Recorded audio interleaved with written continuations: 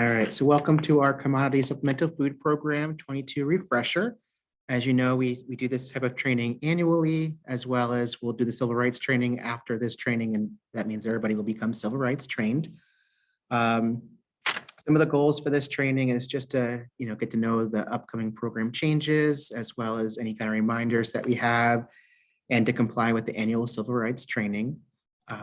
As you know, we also do a full training for anybody who is new to the program or who needs to kind of a big refresher. We do have that still available online. You can feel free to reach out to me and I can share those links to you or Kadir as well. So again, even if you attended the formal training recently, it is good to hear some of our program updates and refreshers. I know Autumn had just taken the full training last week, I believe. So a lot of this stuff won't be too new for her, but it's still great to hear. And again, we usually like to do this type of training in person, but due to COVID, we haven't been able to do that. So hopefully next year, we'll be able to do this type of training in person again.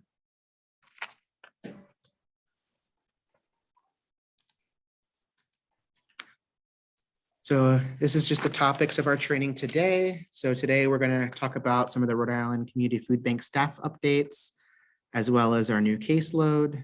We'll talk about applications, signature sheets, as well as the formal recertification process and the annual civil rights training. So some of the staff updates here. So Lindsay has a new job title. So her new title is a Director of Distribution. So Lindsay will still be on the CSFP and the federal programs team, but she'll be doing it at a higher capacity. So she's going to be the director overseeing the program. I have been promoted to the federal programs manager at the food bank. So I will be stepping in Lindsay's formal role with the CSFP program. So I'll be kind of overseeing and responsible for overseeing the day-to-day stuff. And then Kadir, he is our new CSFP coordinator. So you can feel free to reach out to him, send him applications as well as signature sheets. And you're welcome to ask him any questions as well. So I'm working with Kadir on training for CSFP. And then Kadir, did you want to say a brief hello? Hello, everyone. Nice meeting you all. And happy to be here and happy to start working with you all here. Thank you. Yeah. Okay. So just wanted to add as well, obviously we have 31 CSFP distribution sites. You are all the site coordinators for these distribution sites. And we are offering this training not only today, but also next week for the other half. So we want to have you guys network as much as possible, which is why being able to do this virtually is better than not being able to do it at all, which is, unfortunate we can't do it in person, but eventually we hope to get back to all of you guys working together and seeing each other on an annual basis, because we think that the networking really helps, especially when we're talking about, different challenges that you might have as the site coordinators and doing the distributions and things like that. And then just asking questions, your question might be someone else's question. So, don't hesitate today to ask questions. I'll be monitoring the chat as Trevor's doing the majority of the review and the training. So don't hesitate to ask a question and we can hopefully get to all the questions today. So with that being said, I wanted to, I know most of you know me. There are a few new faces that I haven't met yet. You may have met Trevor. So I am Lindsay Scambato, the Director of Distribution, responsible for the direct overseeing of this program. And I have been working with this program now for almost 5 years and have seen it grow. When we got the program in 2015, I hadn't started yet, but we've grown the program a lot, expanding our network of not only participants, but of the distribution sites that work on this, getting to know the high-rise network across the state, so we can really try to bring this program to the people that need it, and trying to maximize the opportunity all across the state and not just in specific areas. So, so it's nice to see some new faces, and I look forward to meeting you guys in person at some point. With that being said, one of our, I know we have sort of been communicating with you guys at least over the last year or so. The word caseload is not unfamiliar to all of you. What is caseload? Caseload means the number of boxes that we as a state have been granted permission to distribute by the USDA. We are not allowed to exceed our caseload, and we are also monitored by the USDA to ensure that we are meeting 100% distribution, or at least as very close to 100% as possible. You guys know this well because we are constantly asking you guys to do 100% distribution as much as possible. And we have been very successful with that over the last few years, being noticed by USDA national office as being a state that regularly meets 100% distribution. And I thank all of you, because that wouldn't be possible without you. So one of the things that has made that possible for us has been an extensive wait list that we've had, because as you know, the wait list comes in handy when people on the active list don't come to pick up their boxes. So what we wanted to do strategically at the food bank was work on a way that we could access more seniors in the state with this program. And so we are in the middle of a strategic plan at the food bank, a 3-year strategic plan. And one of our strategic goals was to double the caseload from 1,700 over the next 3 years. So this fiscal year is the first year of this 3-year strategic plan. And to do that, we decided that we were going to request from USDA National an increase of 540 caseload slots each year for the next 3 years. So like I said, the goal being to double completely from the 1,700 by 2024. So I know we've talked about this in the past, but especially for new CSFP site coordinators, the way that you get an increase is by demonstrating good use of the program with what you have. So USDA analyzes this. And then of course, the president's budget impacts what we're allowed to do with the program on a national level. So I am actually on the board of directors for the national organization that represents CSFP. So myself and several other states, we represent the program for speaking on behalf of it with Congress, and to ensure that we are able to expand this program because of the federal nutrition programs. It's one of the smaller ones in comparison to SNAP or WIC or the school lunch program, things like that. Those are all bigger scale programs. So usually when there's a small program or smaller, those are the ones that usually go on the chopping block. So by being on the board, I get to have a voice on behalf of our state to talk about the importance of this program. So we rely on our site coordinators to help us to get this program out into the community and to let us know where the needs are, and where else we may be able to bring this program. So thoughts that you guys might have, or if you know of any sites, or if you have any ideas on how we can expand this program, that is really helpful for us. So we welcome any and all feedback and ideas from you guys, as you are the ones boots on the ground doing the work, working with the seniors. So we rely on your knowledge and expertise, especially as we continue to increase our caseload to get this out. So with this caseload increase, we went from 1,700 last year to 2,240. And we are very much aware that participants were coming off of the program because of COVID, not wanting to leave their house to pick up their boxes. So getting discontinued for missing 3 consecutive boxes.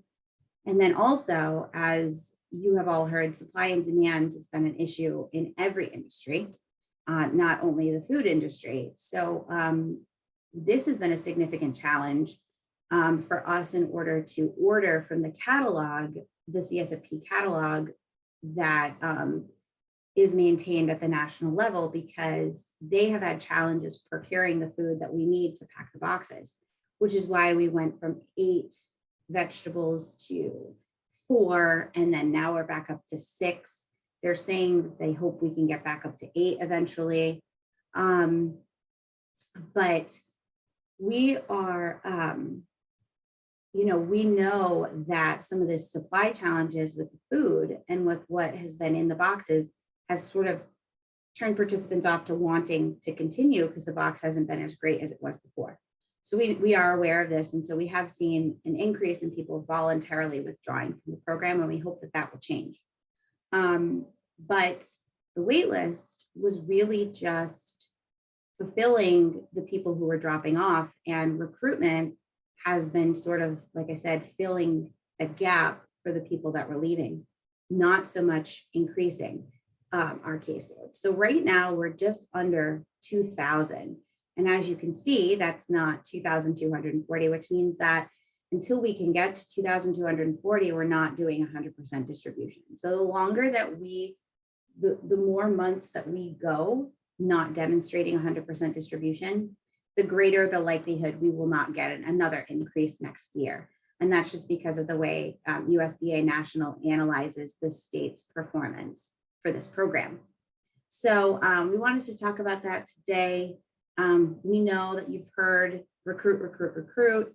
And we also noticed all of you working really hard to do that. We've seen more applications from you guys. I know that you guys, especially like the high rises, will include this application in their intake packet for people moving in. We really appreciate that. But this is something that we just wanted to make sure everyone's aware of and why it's so important. So that way we can continue to work on that. So like I said, if you have ideas or thoughts on ways that we can up our recruitment or what we can do to actively recruit, we are bringing on a couple of new CSFP sites in the next month. One of them is a closed site, meaning it's a high rise closed to only the residents who live there. And one of them is an open site in Westerly. That is one of the food bank's food pantries that are member agencies that will be open to the public. And we don't have any open to the public sites in South County. So we're really excited about that. I think we will move into the next piece, which is applications. So we're going to be reviewing the application process, and especially because a lot of you are filling out the application specifically for your residents and the guests of your food pantries, but not only that, and of the senior center, but not only that, even if you're not filling it out for them, with them, we are also asking that you're reviewing them if they submit them to you to send in on their behalf. So we wanted to take some time to review the application and the pieces that are important and crucial so that we're expediting that process on our end to get them onto the program as quickly as possible. So, so in order to qualify for the program, the basic requirements are that the person has to be 60 years of age or older. They have to be a Rhode Island resident, and then they have to have a gross household income at or below 130% of the federal poverty income guidelines. Self-declaration of their income is permitted. But again, we want to impress upon you that this is the gross household income. So if there's 2 people in the household, they should be reporting their gross household income for those 2 people collectively.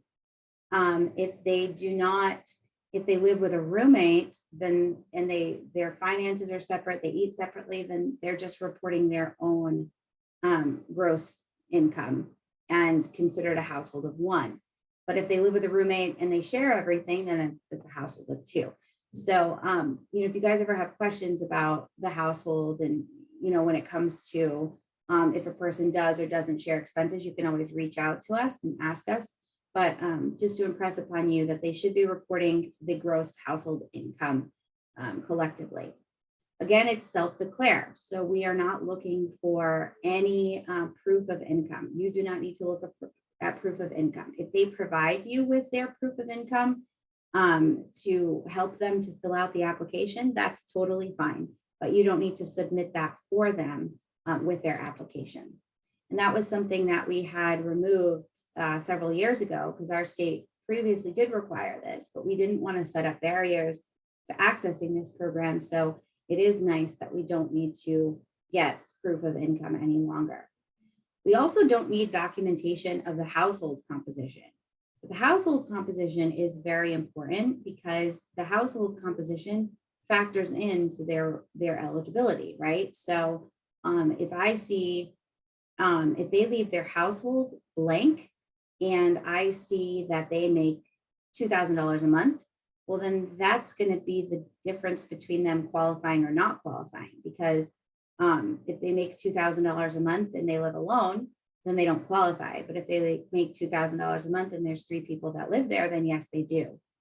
So making sure that the household number is filled out on the application is very important.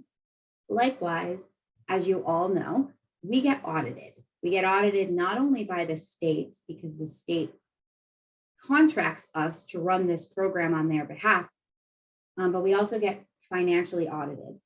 And because we operate this federal program, as well as TFAP for the state of Rhode Island, the auditors are obligated to audit this program and TFAP because they know that we receive federal money.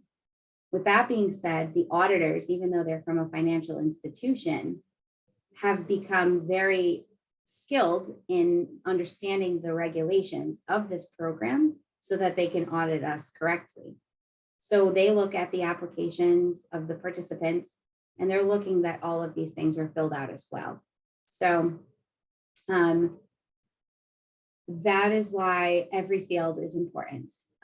So what does the participant need to provide with their application? So we need to see identity, age, and residency. We need to see that they live in Rhode Island.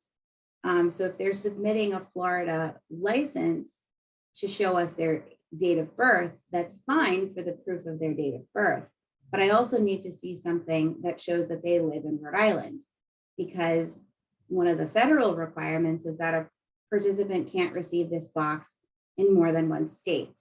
So that's showing me that, because if they live in Florida, they're moving to Florida, then they can get CSFP in Florida.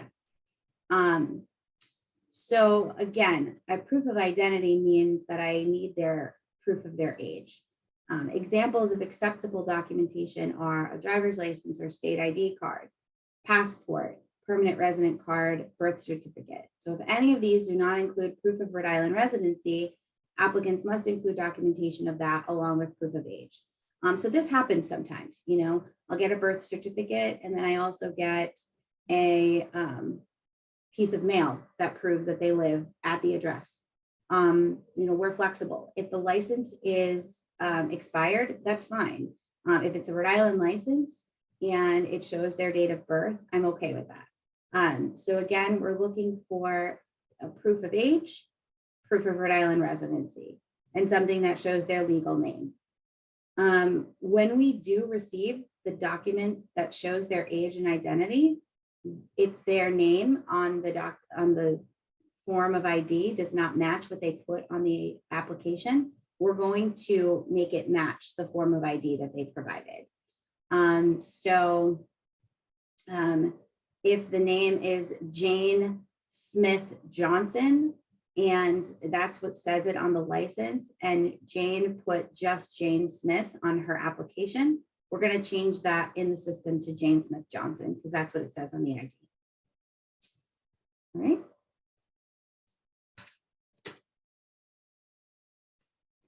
So the Rhode Island Food Bank does not keep proof of identification on file. These items are shredded and all applications are stored in locked cabinets. So if a person applies and then gets discontinued and reapplies, we still need proof of ID every time they submit their application. The Office of Healthy Aging requests that applications are faxed, not scanned and emailed to protect private information. So, alternative to faxing is also mailing or bringing it in person, but unfortunately we are not allowed to open any application that is submitted or via email. Participants, like I said, can mail applications to the food bank, or you can mail the application on behalf of the participant. They can bring them into the food bank and they can turn them into the local distribution site, which is you, who is then responsible for getting the application to us. We do require that you submit them to us within 48 hours of receipt from the participant, because we have a time frame by which we need to process those applications. The fax number is 942-2113. That's in right on the application itself. It's in our email signatures, and we can always send you that fax number if you don't have it.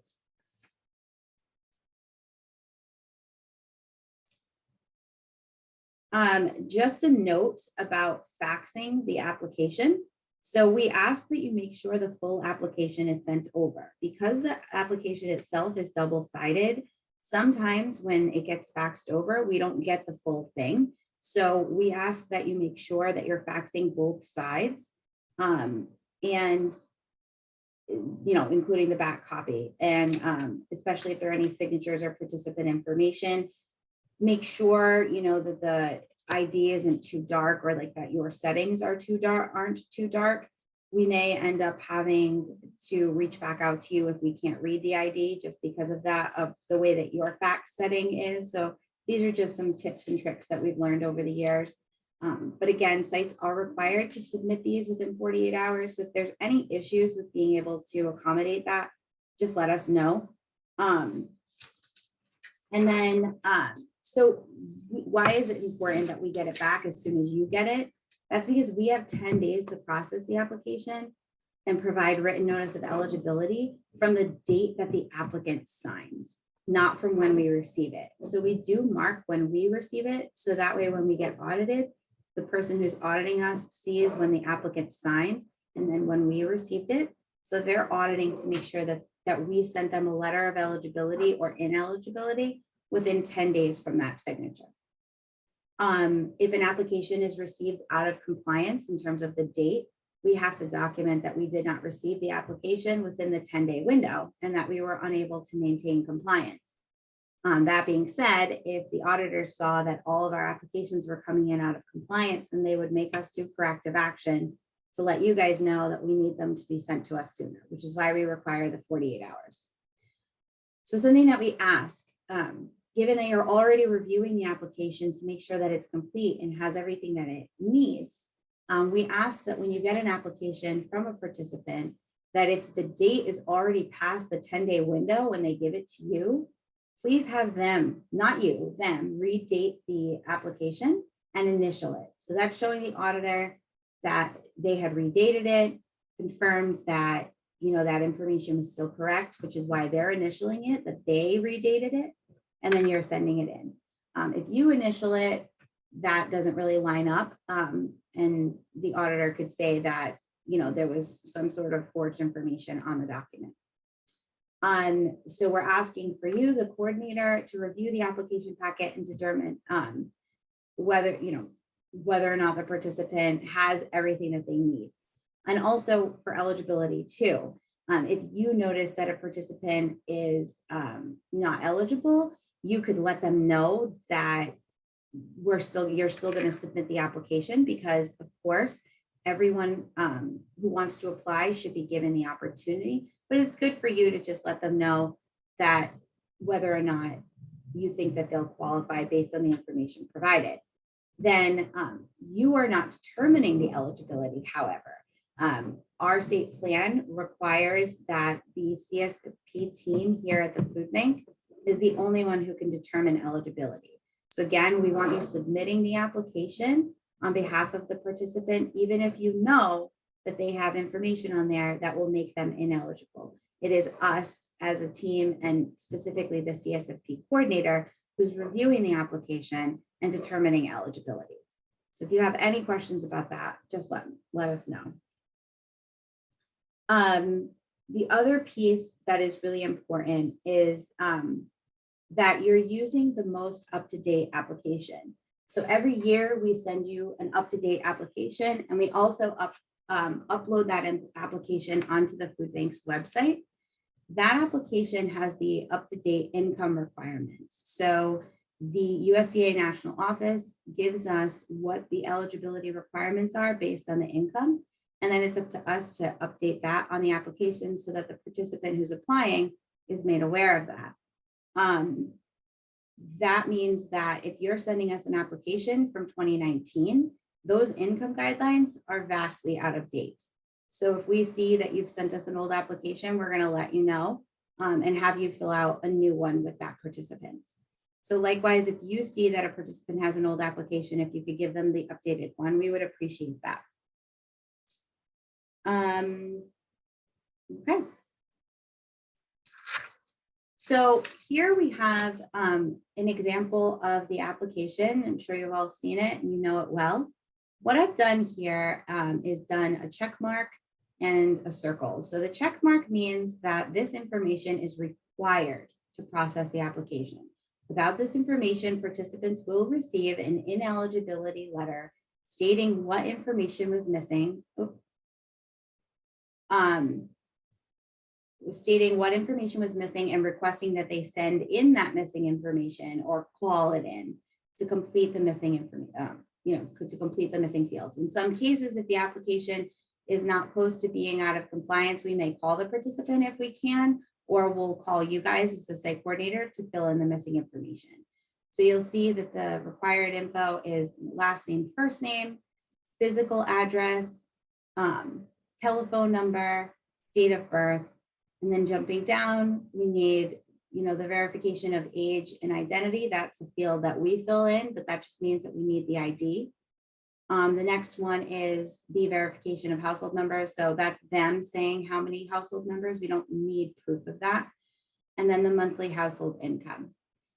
Then you'll see that on page 2 and page 3, there are also check marks. So indication of the decision of whether or not they authorize the release of information provided on this application form to other organizations administering the assistance programs for use in determining their eligibility for other assistance programs. We've never released that information and we don't plan to, but we still want them to check whether or not they would be okay with that. And then of course, the signature of the applicant. The signature of the applicant is the way that they are certifying that the information on their application is correct. So if you see above where it says applicant certification, that is legal jargon that we are required to provide on the application. And that's how the government is attesting that, that this participant is saying that the information they're providing is accurate.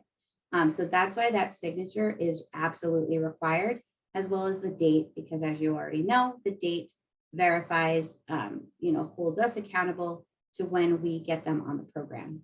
On page 3, there's nothing that's required of them because this is the proxy page. A signature is only required on this page if that participant wants to designate a proxy. So if you jump back to page 1, you'll see the yellow circle. This means that participants are not required to fill in this information. But in the case of race and ethnicity, the site coordinator or the food bank staff must fill it in on behalf of the participant because we are required to report this information to the Office of Healthy Aging and the FNS USDA. So why are we bringing this up for the yellow circles if it's not required by the participant? Of course, they don't have to fill it out if they don't want to. But we train you, especially with the civil rights training, that we need you to fill this information out for them because I have to submit this to the USDA. If we have to fill it out, that's even harder because we're not with that person. So we know that this is not an ideal situation. We know that it's difficult to determine a person's ethnicity and race based on, just your knowledge. But again, it is something that we have to fill out. So we ask that it is done if the participant did not fill it out. If the participant fills it out and you think that it's wrong information, it doesn't matter. What they say on their application is what they say. So we are saying that you can't change it. We're only asking you to fill it out if it's not filled out by them or if they refuse to fill it out. And then lastly, number 3 is their language. So if you could fill that out, it's very helpful for us to make sure that they're getting the information that they need in the language that they speak. Right now, we only have applications in English, Spanish, Russian, and Portuguese, but we do monitor as you guys fill in the other section, because if we happen to receive lots of applications in languages that we don't offer right now, that will be something that we can start to offer if we see an exorbitant amount of applications in a language that we don't have currently. So that field is very important as well. Any questions on these? Okay.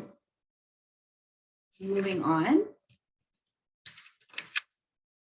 Wanted to break that down just a little bit further and talk a little bit more about the race and ethnicity.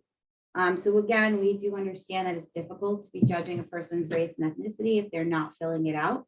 But there are federal instructions that we're provided with that break down this information a little bit more detail. And we've provided this to you before.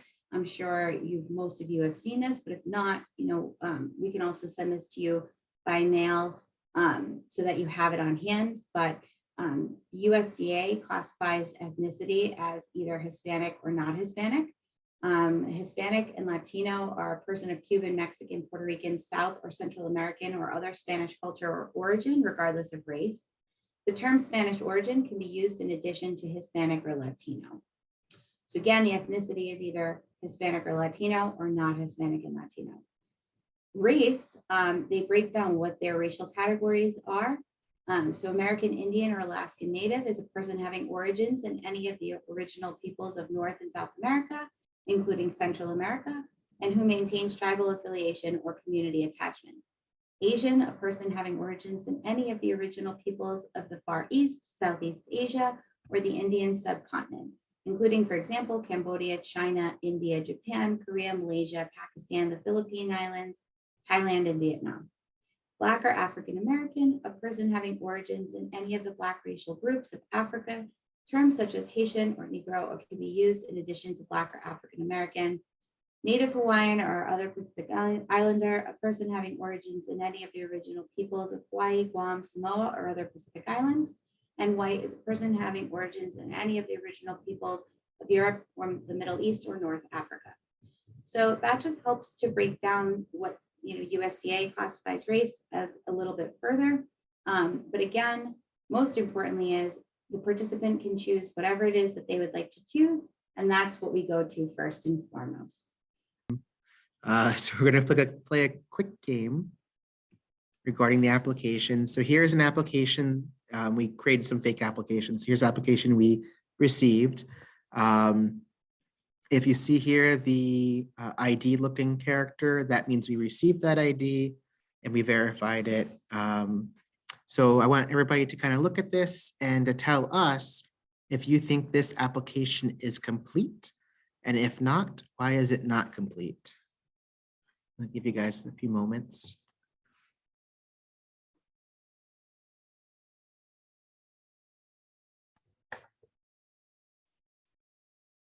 No, Why is it not complete? because they didn't check the yes before the signature. Yeah.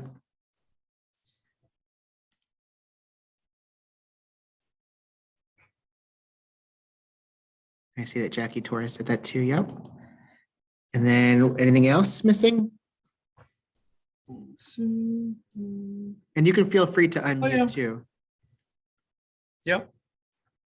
What Bartola said, the race. It's not picked. Perfect. Yep. So, so here's the answer. So I just wanted to call out that the race is missing, as well as a check off yes or no. And the site, or we're assuming that the sites are distributing this to us. So the site forgot to put down which location they want to pick up at. That's really important for us to assign the site to the person to a site. We typically would call the site, the participant to let them know like, hey, we need to know where you want to pick up. Sometimes people just send us applications and they don't really know or understand the sites, but sometimes sites send us stuff and the cover page may get lost in the fax machine because we do share that fax machine. So if you could just put down what site that is. I also wanted to point out that this person isn't eligible because of age, but that doesn't mean that we should stop them from applying. If we explain to the participant or applicant, hey, you know, this program is for anybody 16 and older. I noticed that you don't meet the age requirements of that. Did you still want to apply? And they can say yes, and we can't stop them from that. So I just want to point that out. I must say, Trevor, that I'm guilty sometimes of missing the site because all my residents come, you know, it's from Parenti and I put the address and I guess you're familiar with it. But sometimes I write Parenti Villa, sometimes I don't. Yeah, and I think all of Providence High Rises sites, when we get the fax machine, all it says is probably PHA, Providence House Authority. And I think Lindsay and I would know the site names, but I know Kadir is new. So Yeah. if you could just, provide that if you can. Yeah, I just want to add where, so Jackie got the missing site info. And Lynn said, I noticed that the client was able to apply, but was too young. And she said, Trevor, you look great for your age.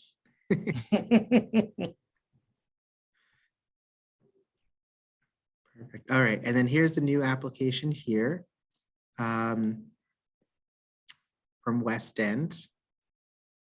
Let me know if you guys think this is complete or not complete.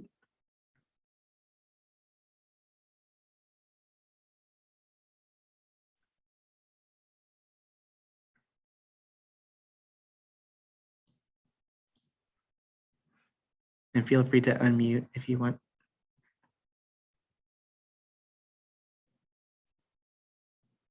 I think this one is complete. I think it's complete. I see Jackie. I can only see a limited number of people on my screen. I happen to see Jackie with her thumb up. So she thinks it's Number two complete. again is not filled in. Oh, yes, I see it. Wait, sorry. Yeah, it's a little, I know the green pen is difficult to read. All right. So this one is complete. Good job. All right. How about this next one here?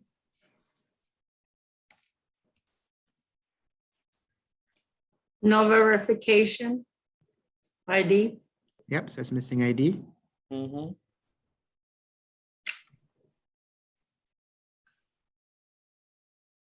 Anything else? No site. Yep. Site is missing. So that would be helpful for us. And the yes or no before the signature. Yep. I see Jackie just said that too. Yep. Perfect. I think you guys got all those. So yeah, the site information is very helpful for us, especially if it's coming from not a high rise particularly. And then again, the ID is missing as well as a yes or no. I also wanted to point out that the date we received it is past the 10-day mark. So if it's coming from a site, I hope you guys will be, asking the participant to redate it and initial that. So that date is past the 10 days. How about this one, guys? What do you think about this one? Household members is empty. Yep. What was it? Say it again. Verification of household members. There's Yep. nothing. And the race. Yep. So missing household members, missing the race.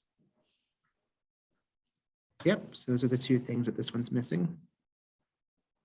You guys are good at this. Yes. This one's me. What did I miss?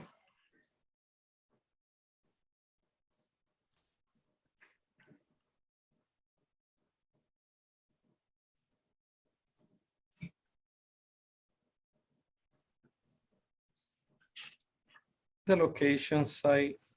Site. Bartola said over income. Yep. Good catch, Bartola. That's a trick one in there. Up, Lynn said the phone number is missing digits. That's a good one. That wasn't on purpose.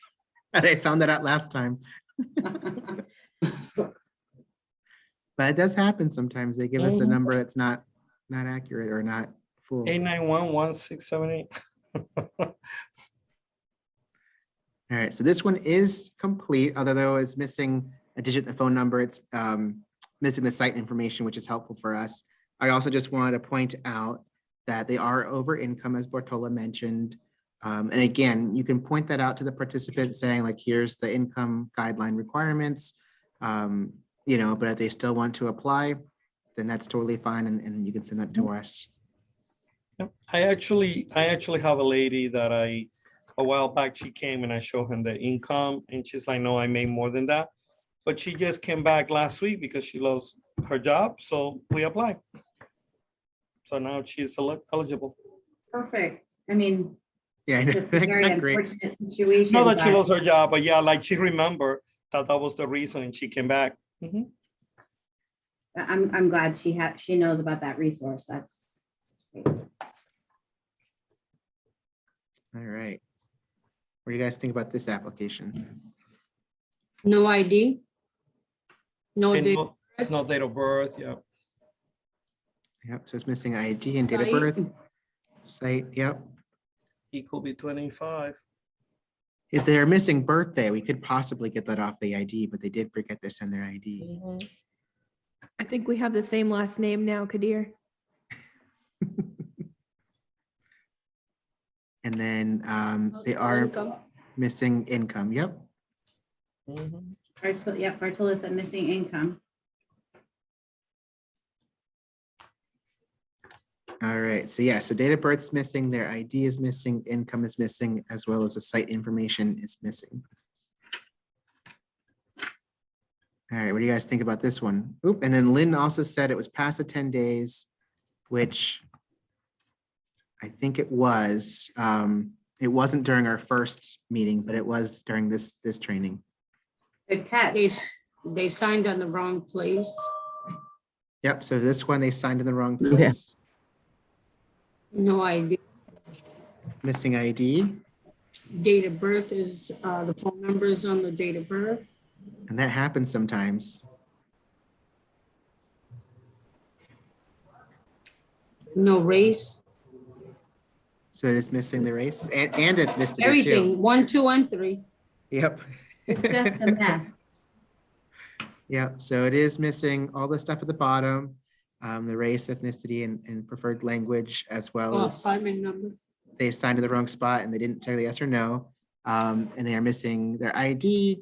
I just also want to point out apartment number. This is really, really helpful, especially for high rises, because you know, if we have their address but not their apartment number, we really can't send that to them. As well as, again, their birthday is their phone number. And this applicant has two names on the application. This occasionally happens where a participant and their spouse want to apply on the same application. Just make sure you provide them separate applications. There should be one application per person. All right, how about this one?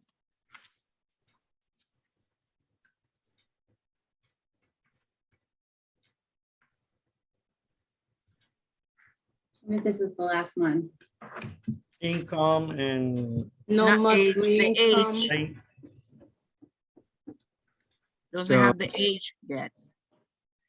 They have their birthday on there. They gave us an ID. Yeah, but he's from 62 on April. Yes, Not yet.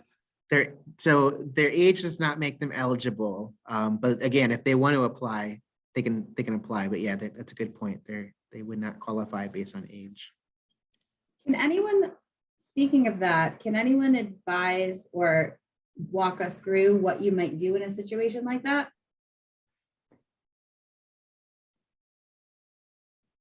With someone younger? So they're turning 60 on April 1st, and they're submitting their application let's say they're submitting their application. February. In in February February. 28th. What would you do in that situation as the site coordinator receiving that application? Would they just date it after that birthday?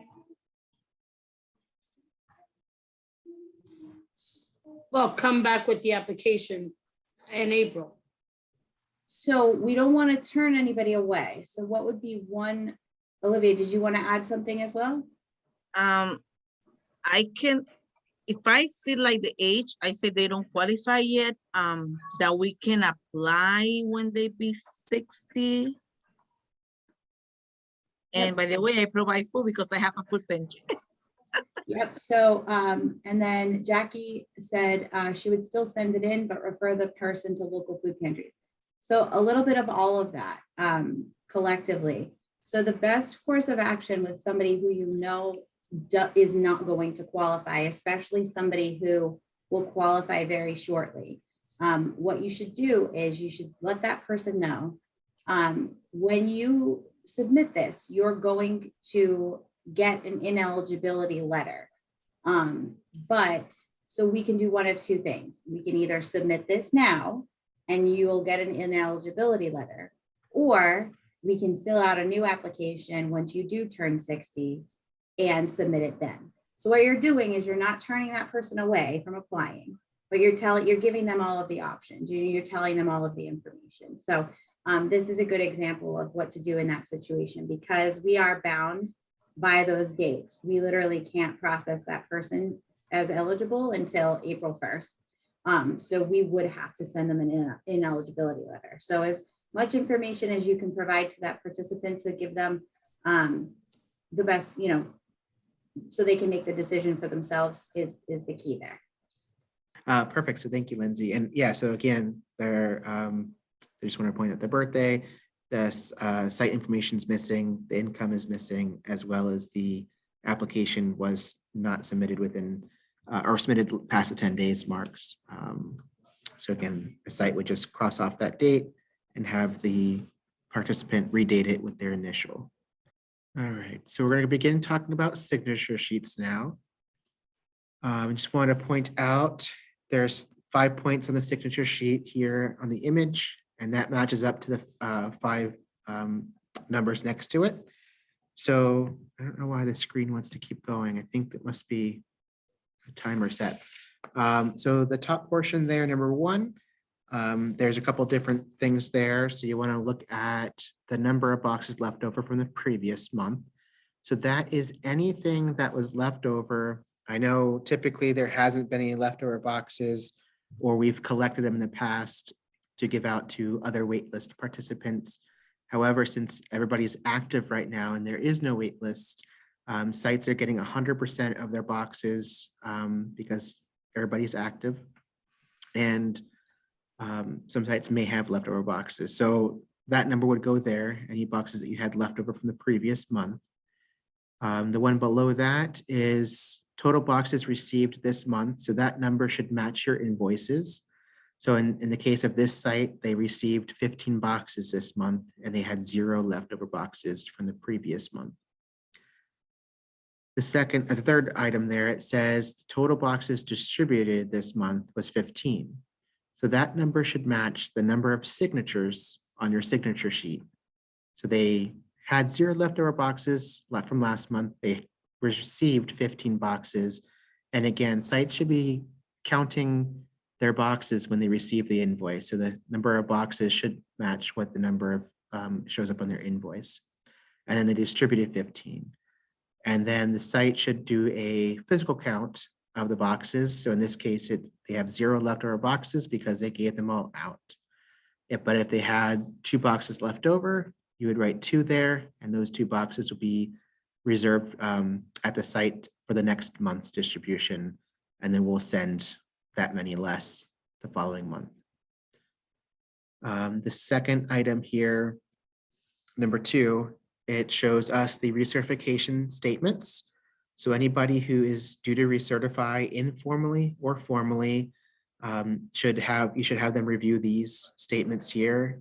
They say that my address hasn't changed, or they're updating it now. My income hasn't changed, or they're updating it now.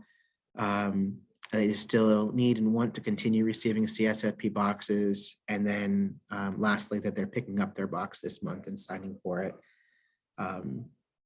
So anybody who's to recertify should receive or review those. If, for instance, for Russian, if you don't speak Russian, it is translated there on the 4th. So we have English, Spanish, Portuguese, and Russian. So just have them review that.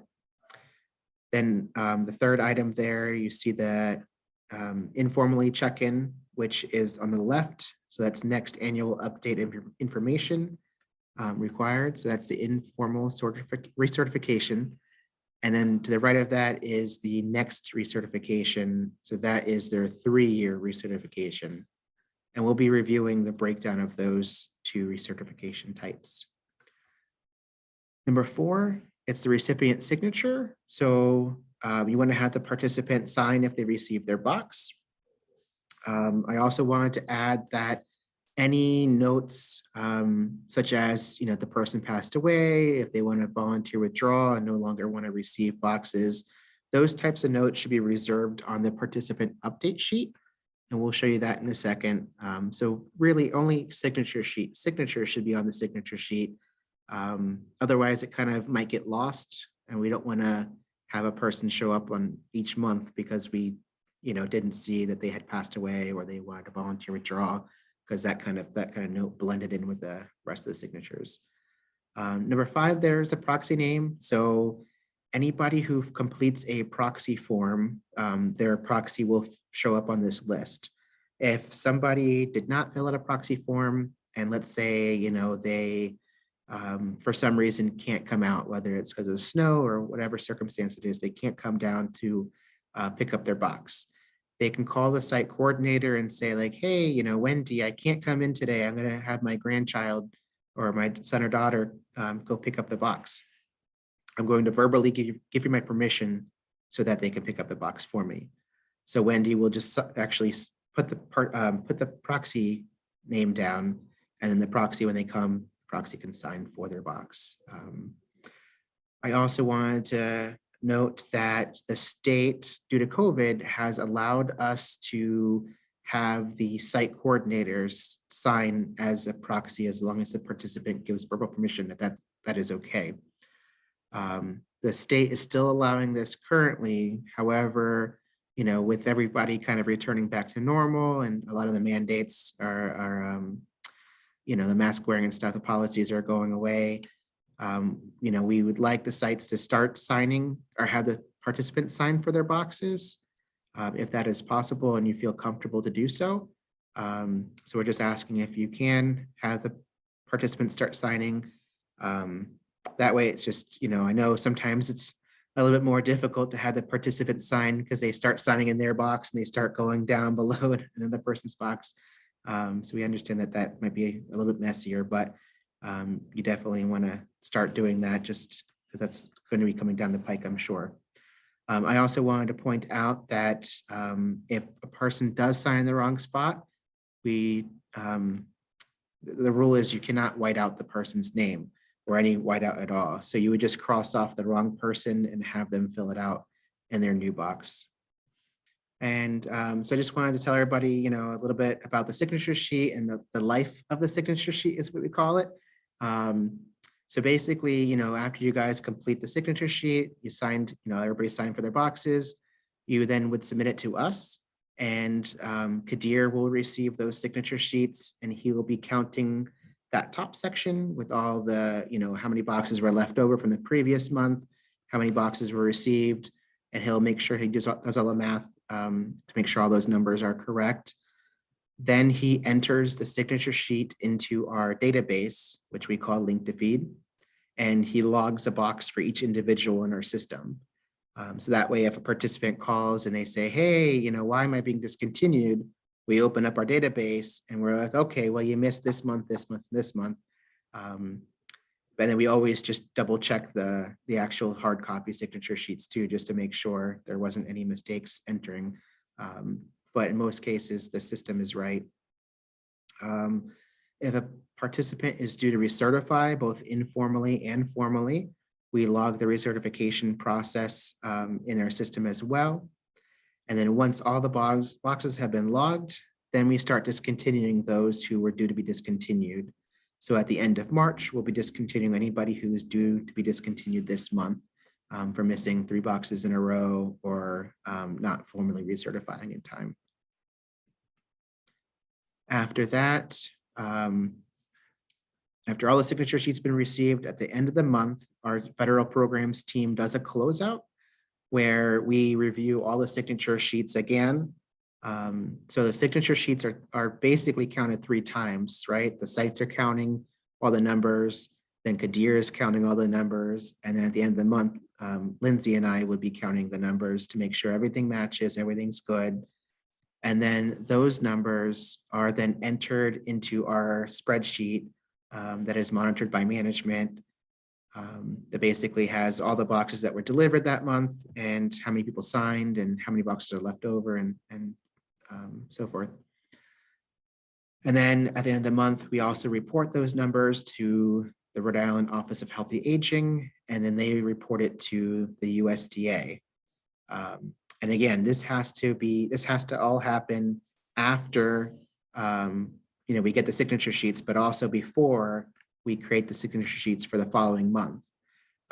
So it's really important that all the signature sheets are in on time so that we can do all this process before we generate the next month's signature sheets. This is the breakdown of formal and informal recertifications, and this will be further broken down in future slides. But I know most of you guys have seen these slides with our last training, and I think probably the training before that.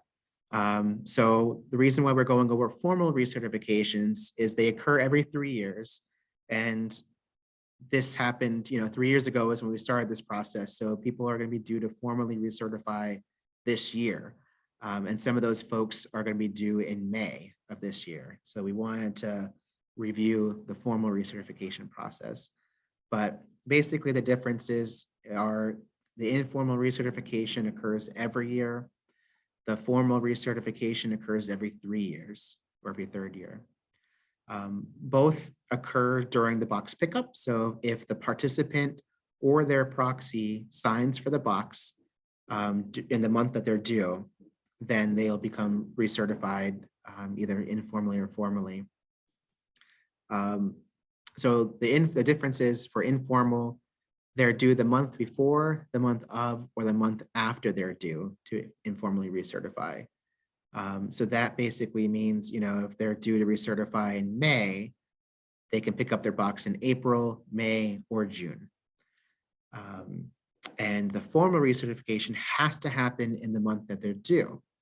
So they can pick up their box in May when it's due, or if they're not able to pick up their box, they can use a standalone recertification form to pick up, to sign saying that they're recertifying. And again, this happens the month of their due.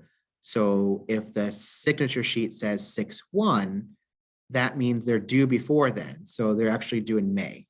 So the signature sheet says June 1st, that means they're actually due in May.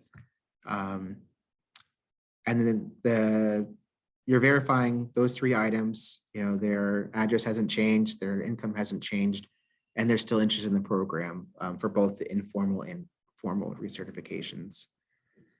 Participants who are due to informal recertify, they will not get a notification in the mail. However, the dates are on the signature sheet, so they have those 3 months to pick up. For formal, they will get a notification in the mail, as well as their dates will show up on the signature sheet. So that's a difference there. So formal will get a letter in the mail saying they're due. Both informal and formal, you will complete their information updates on the participant information update sheet. So in the past, we would have sites fill in the participants' names who are due. So to make that a little bit quicker for the sites and easier, we put those names in there. So I'm sure you've seen that on the participant information update sheet. So anybody who is due to informal or formal recertify will show up on that sheet, and we ask sites to complete that sheet themselves. So we're not going to have participants fill that out because other people's information is going to be on there. So the site will just put any updates on there.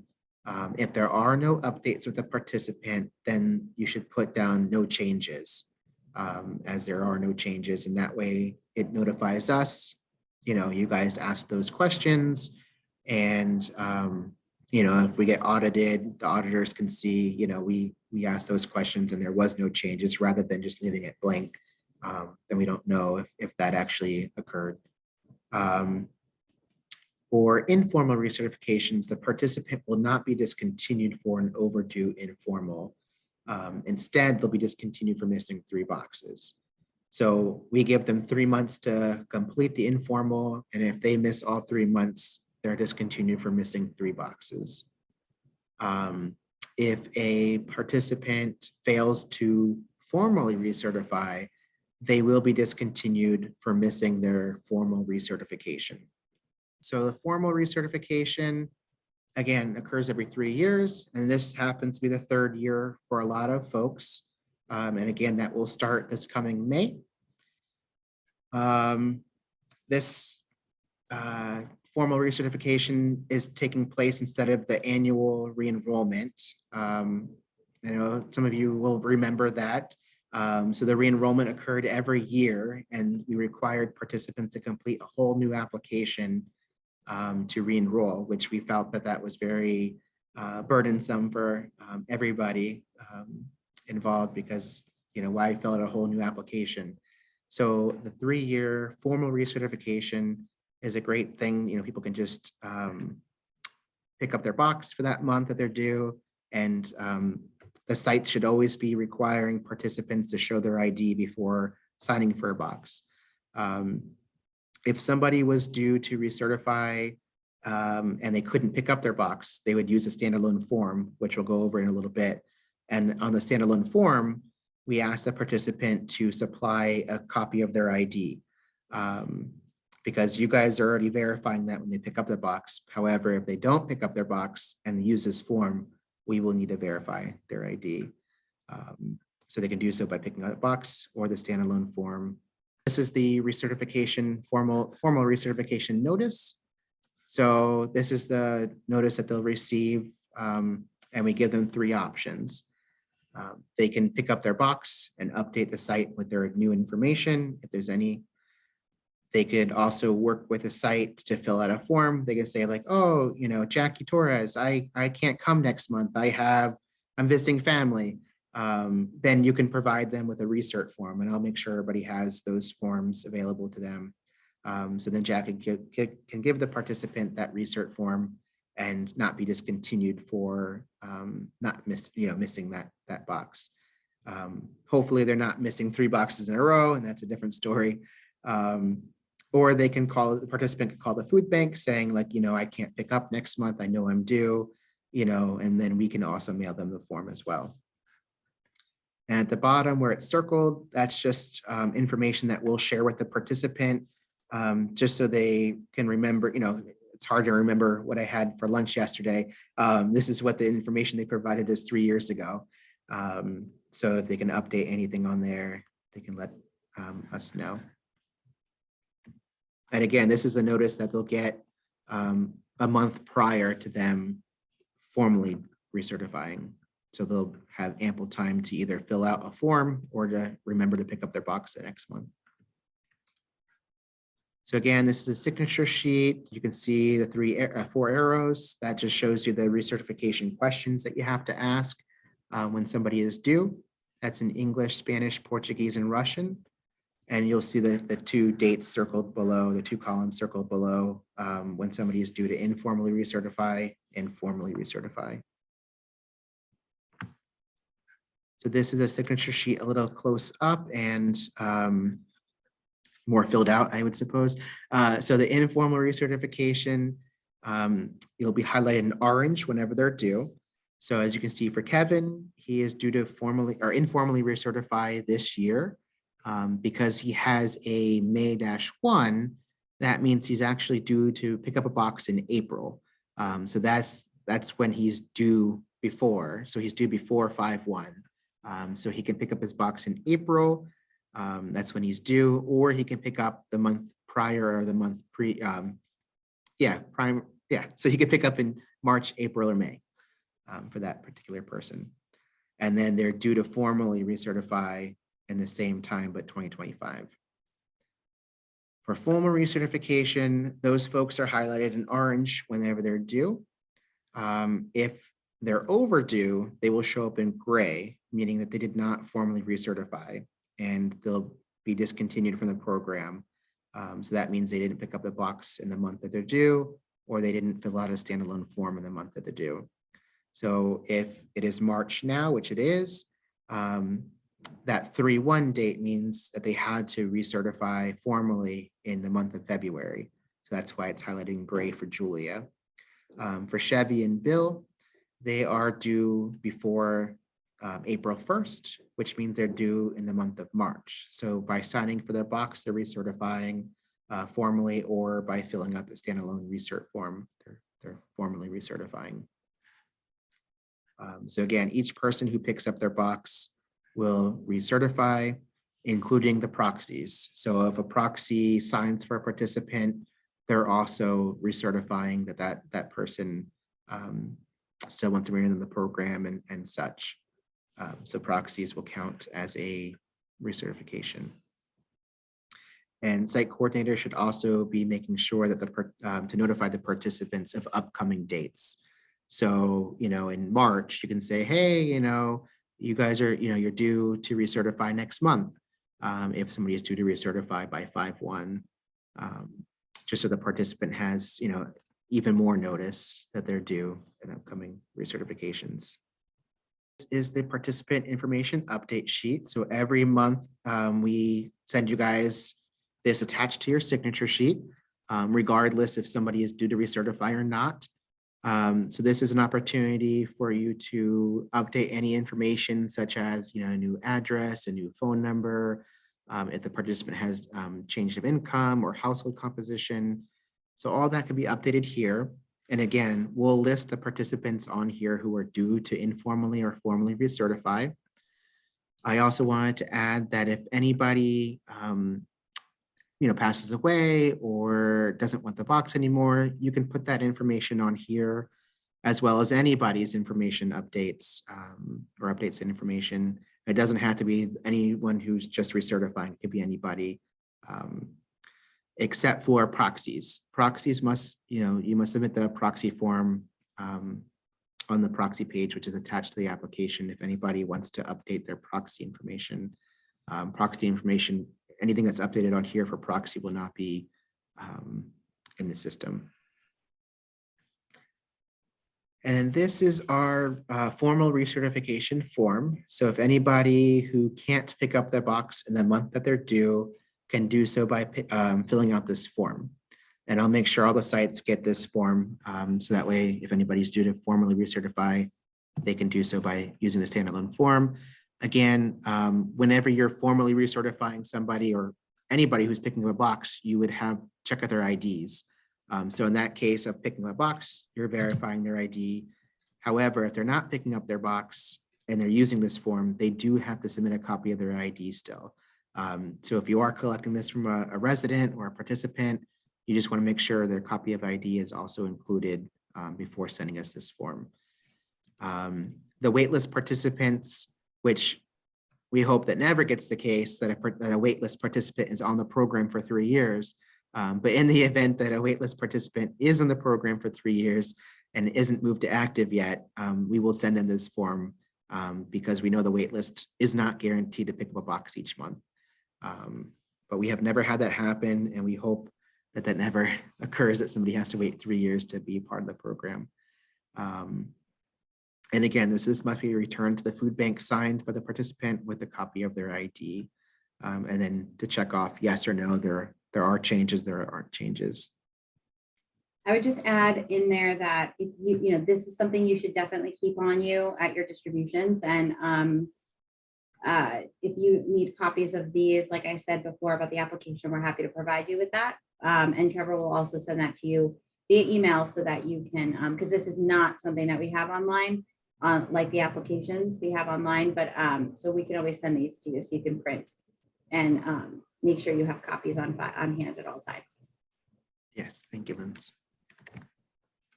All right, so just a little review, and we went over a lot. So caseload, again, continually to recruit new participants. Lindsay and the team and I are thinking about some fun ways to start recruiting participants. So you may hear more information from us soon. Applications, so just make sure you're reviewing the applications to make sure they're completely filled out and dated correctly before sending it to us, as well as to make sure a copy of the participant ID is also included. I know some fact settings are a little bit darker, so sometimes the IDs come to us and we can't read the birthday or make out the name. So just be aware of that may occur. You may have to change settings in the fax machine. All documents, again, must be faxed or snail mailed to us properly and never through email. Email is never acceptable for applications, but you can email signature sheets. Signature sheets, make sure the top part of the signature sheets are filled out, especially because some sites will be having leftover boxes. So it's really important to fill out the top part and the top part correctly. You want to review upcoming recert dates with participants who are due to informally or formally recertify. Participant updates are then listed on the participant information update sheet rather than on the signature sheet itself. And you want to turn in the signature sheet on time or as soon after distribution as possible. So that way we can process those and get those all squared away before creating next month's signature sheets. Formal recertifications occur in the month that they are due. So if somebody is due 6/1/22, that means they're due in May 2022. Unlike the informal recertifications, which they have that flexibility of the 3 months. You want to also review the recertification questions with anybody who's due to recertify, either informally or formally recertify. And if a participant can't pick up the box in the month that they're due to formally recertify, you could provide them with the standalone formal recertification form as well.